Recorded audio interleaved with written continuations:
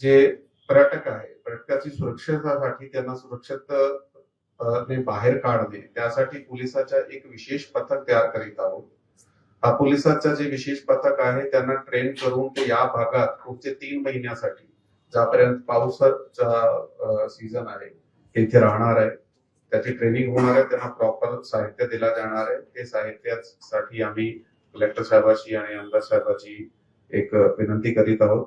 त्याचबरोबर दुर्गम भागात तसेच डॅम क्षेत्र आहे, ज्या ठिकाणी धरण आहे, दुर्गम भाग आहे, त्याच्या ठिकाणी पेट्रोलिंग पथक आम्ही नेमतोय आता.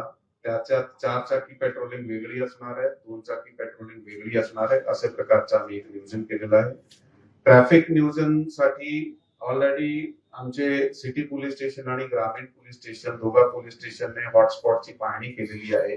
वाहतूक कोंडीचे पॉइंट कोणकोणत्या ठिकाणी आहे आणि त्यासाठी काय करता येईल.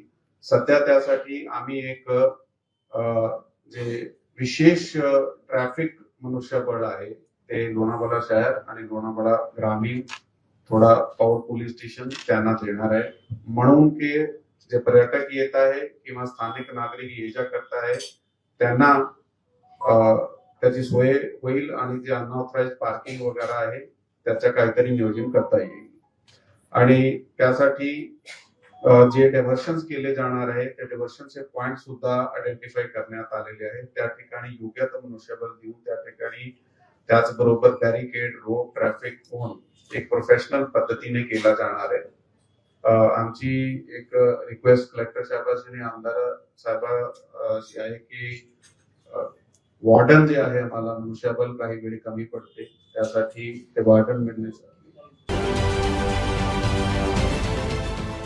देश विदेशातील प्रत्येक घडामोडींचे लाईव्ह अपडेट मिळवण्यासाठी आता साम टीव्हीच्या सर्व सोशल मीडिया प्लॅटफॉर्मला लाईक, फॉलो आणि सबस्क्राईब करा. तसंच सर्व नोटिफिकेशनसाठी बेल आयकॉन प्रेस करायला विसरू नका.